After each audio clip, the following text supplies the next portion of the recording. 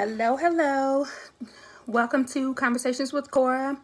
I am Corley, and I am coming to you this morning. It's been a long time since I've jumped on here. I hope that everybody is doing well. We are in a time of quarantine all over the land, so I know that everybody is maybe a little stir crazy and trying to figure out how to entertain themselves and do something in this time. So, hence is why I'm actually on here. But in that, I wanted to kind of talk to you guys about the topic of being authentic. So, I know that the term on the streets is being real, keeping it real, 100, those type of things, right? And so I had a little thought to myself the other day about, well, what does authentic really mean? So I've got some definitions for you because I'm all about definitions. I believe in, looking up your thoughts and making sure you know what you're talking about, right? So I'm going to scoop this over for just a second so I can get back to my Word document. But I recorded authentic as being genuine, reliable, and also authentic being somebody who believes in what they do, is at peace with themselves and the world because they believe that they move in a fashion that is true to themselves and their nature. And the kicker of that was, and they don't care what others think about that. So they're able to be at peace with themselves because they're not concerned with what others think about their choices and decisions. Why is that important? I think that's important because in the time we live in today, we are always so concerned about being like other people. We model ourselves after other people. We dress like celebrities. We want bodies like celebrities. And again, I'm calling no judgment to those things. So if you are out there getting your Dr. Miami on, I ain't mad at you. When my YouTube get popping, I'll meet you there. So holla.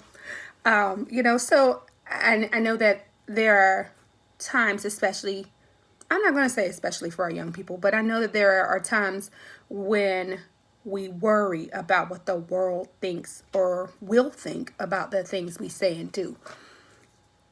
I gear towards young people because you are our future, so I want you to live in a place of authenticity. What I want you to know is that authenticity is not driven by what it looks like for someone else. That authenticity can only be found in you. And that can, and if you're wondering, how can I be that? Are you at peace with the decisions you make? If you put on an outfit and your shirt is green and your pants are orange, well, I think that actually matches. Never mind. If you put on stripes and polka dots, are you good with that? If you choose not to hang out in certain places or live a certain lifestyle, if you live contrary to what the world says is what you are supposed to live, and you're at peace with it, then you're likely living your authentic self. Isn't that an amazing thing? I hear so often, think outside the box. Don't let the world box you in. And then we box ourselves in to being like other people in the world. How does that work? You are uniquely you. You may have some common characteristics with others. It is normal for us to like things that other people like and go places that other people go. That's how we build relationships. But there is a piece of us that is unique to us. And so I'm just challenging you to get in touch with that uniqueness in you and be okay with that uniqueness in you. Whatever those quirks are, whatever those things are, the question becomes, are you okay with them? And if you are truly authentic in whatever it is you're doing, and you feel okay with what you're doing, then you can check that authentic box. If you, inside yourself, seem to struggle with whether or not what you're doing is right, whether or not is what you're doing is who you really think you are, it is not about the next person who says, I think she fake, or she fake, or she ain't real. It's not about that person. It's about you to you. And that's such a place of freedom. When you can look into you and deal with whatever that torment is about whether or not you're real, settle that between self, and then continue to live. Because you waste time worrying about whether or not I'm authentic.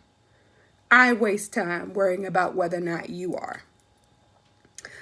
The time I need to spend is talking to me about what my beliefs are, talking to my belief system, which for me is God, about what my beliefs are, and determining that within myself, I'm living that life accordingly. It's not about the rest of the world. And you show up that way to the rest of the world when you are authentic to yourself. So that is my challenge for you this morning or today. And I hope that you're using this quarantine time to do just that. And if you have any questions, you know where to find me. Conversations with Cora. Leave me a message. We can chit chat anytime. You can leave a comment here. You can leave me a message. And I will be looking forward to hearing from you. Thanks.